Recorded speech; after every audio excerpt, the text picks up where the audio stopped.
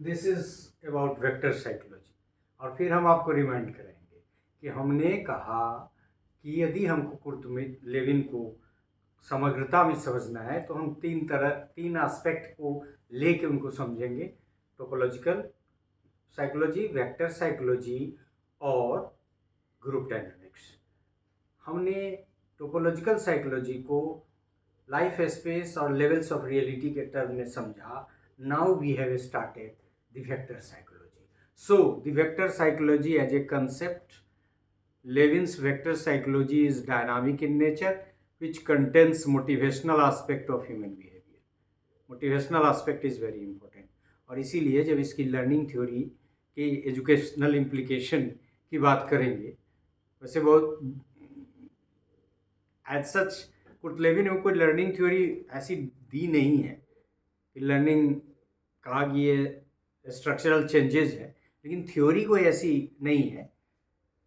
उसी को लोग थ्योरी के नाम से कह देते हैं जो उन्होंने बात की। एनीवे वो दैट विल कम लेटर। तो ये इन्होंने लेविन्स वेक्टर साइकोलॉजी, और समझ ही रहे हैं कि इधर इधर जो खींचता है फोर्स उसी की तरफ इशारा है।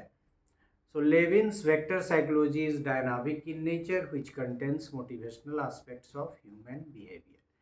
These related concepts are different from the topological concepts or structural concepts. Topological concepts से different है। These dynamic concepts is about how a person is going to behave in a given situation.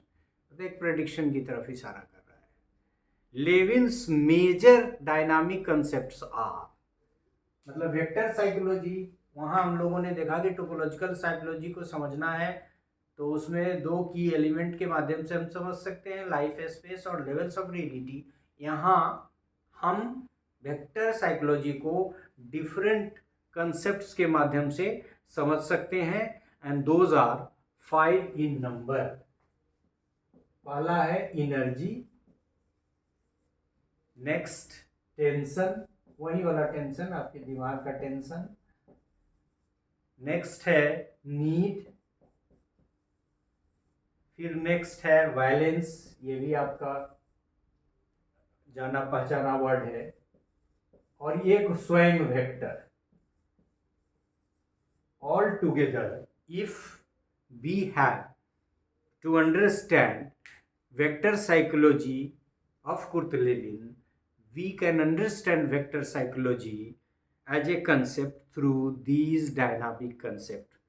So these dynamic concepts